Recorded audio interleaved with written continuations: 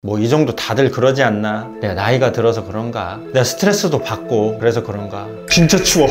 너무 추워서 그런가? 이렇게 생각하시면서 그냥 넘어가신다는 거예요. 그러시면 안 됩니다, 여러분. 손발이 찬 데에는 원인이 있는 겁니다.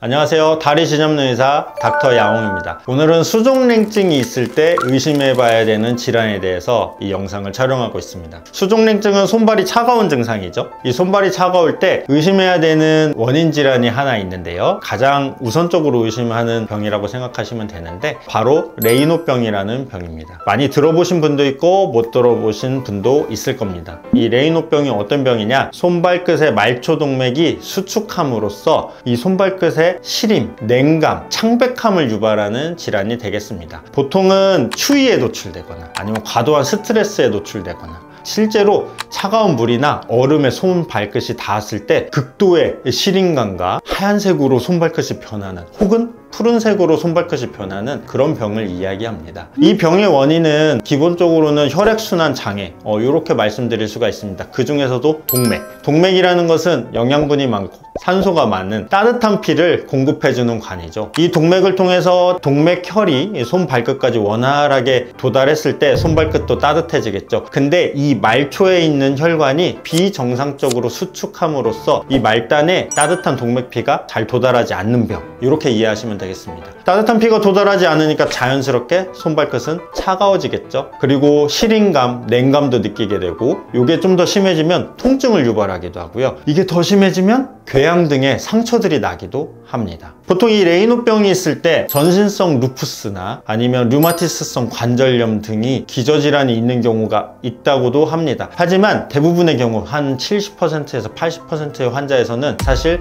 근본적인 원인은 알 수는 없습니다. 이게 단순히 차가운 게 아니라 다른 사람에 비해서 내가 너무 싫어, 너무 짜가 붓게 시리고 냉감을 느끼는 경우가 증상이 되겠고요. 이게 심해지면은 애리는 통증 등을 느끼기도 합니다. 그리고 이게 더 심해지면 궤양, 상처가 나고 이 상처가 낫지 않는 그런 현상들이 발생하기도 합니다. 특징적인 부분은 이런 증상이 발생했을 때 따뜻한 물에 손을 담그거나 따뜻한 곳으로 이동하면 증상들이 완화되는 특징을 보이는 것이 또 하나의 특징이 되겠습니다. 그래서 이런 증상이 있을 때는 내가 레이노병인 아닌지 이렇게 의심을 해보셔야 합니다. 이 병이 의심될 때 우선적으로 확인해 봐야 될 것이 사실은 하나 있습니다. 실제로 동맥이 구조적으로 협착이나 막혀 있진 않는지를 확인해 보셔야 됩니다. 실질적으로 동맥이 좁아져 있거나 막혀 있다면은 그거는 사실 조금 좋은 거예요. 왜냐하면은 레이노병은 이유를 몰라요. 이유를 모르고 혈관이 그냥 수축해 버려 가지고 피가 안 가는 건데, 뭐가 진짜 좁아져 있거나 뭐가 진짜 막혀 있거나 해서 그런 거는 우리가 사실 시술적인 치료를 통해서 교정을 할 수가 있습니다. 교정을 할 수가 있다는 거는 치료를 할 수가 있다는 이야기이기도 하기 때문에, 제가 여러분 마음 알죠? 이게 무슨 이걸 가지고 좋다고 표현하는 게 말이 돼? 저 댓글에 그런 거 많이 달리더라고요. 그렇게 쉽게 생각하시면 어떡합니까? 치료에 대한 희망이 있다는 이야기를 드리는 겁니다. 그래서 이 레이노병이 의심된다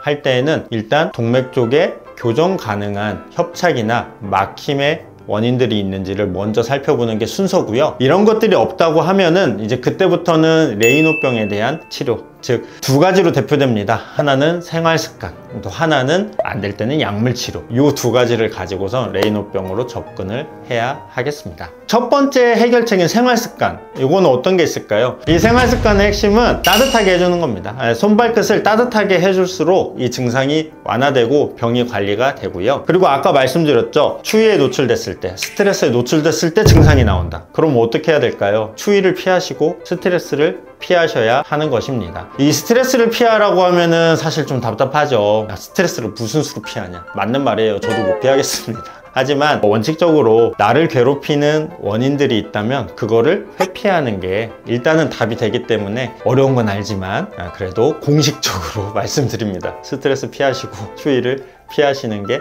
또 답이 된다. 그리고 흡연이나 카페인 섭취, 이런 것들은 혈관을 수축시킵니다. 그렇기 때문에 되도록 피하시는 게 당연히 좋겠고, 흡연은 사실 제가 이거 좀 곁다리로 새는 건데, 흡연은 사실 되도록 피하라고 제가 말씀 안 드립니다. 무조건 끊으셔야 됩니다. 흡연은 되도록 피하고 줄여서 해결되는 문제는 아니에요, 여러분. 나중에 흡연을 제가 따로 한번 다룰게요. 근데 흡연은 단칼에 끊어내셔야 됩니다. 어쨌든 그렇고요. 생활습관 개선으로 해결이 안 된다, 이제 그럴 때는 이제 적극적으로 약물 치료를 시도를 하셔야 하겠습니다. 그런데 이제 무엇보다도 제가 강조드리고 싶은 부분은 이런 증상이 났을 때 아이 그러려니 뭐 이 정도 다들 그러지 않나, 혹은 내가 나이가 들어서 그런가, 혹은 내가 스트레스도 받고 그래서 그런가, 혹은 진짜 추워 너무 추워서 그런가, 이렇게 생각하시면서 그냥 넘어가신다는 거예요.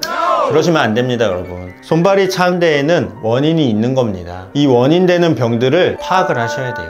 그에 맞춰서 관리하셔야 되고요. 그에 맞춰서 생활습관 바꾸셔야 되고요. 그에 맞춰서 필요하다면 약물 치료 하셔야 되고요. 그에 맞춰서 교정할 수 있는 부분이 있다면 적극적으로 교정하셔야 됩니다. 그러면 증상도 완화시킬 수 있는 기회가 생기고요. 더 이상 증상이 나빠지지 않게 만들 수 있는 기회가 생기는 거고요. 무엇보다도요, 여러분, 그 원인 질환을 그대로 방치를 해두면 나중에 전부 다 합병증으로 돌아올 수가 있습니다. 합병증이 생기면 그건 사실 좀 골치 아프고요. 되돌리기가 쉽지가 않습니다, 여러분. 그래서 이런 수족냉증, 내가 손발이 차가워 할 때에는 이게 왜 차가울까? 이 부분에 대해서만큼은 확실하게 판단을 해보시고, 그리고 나서 그 원인에 맞춰서 나에게 맞는 관리 방법을 연구하시고 또 이행하시고 하면서 더 이상 병이 나빠지지 않고 증상은 좀 더 좋아지려고 노력을 하고, 무엇보다도 합병증을 예방하자, 이 부분을 꼭 말씀드리고 싶었습니다. 오늘 이 영상 참조하시고 꼭 확인해 보시기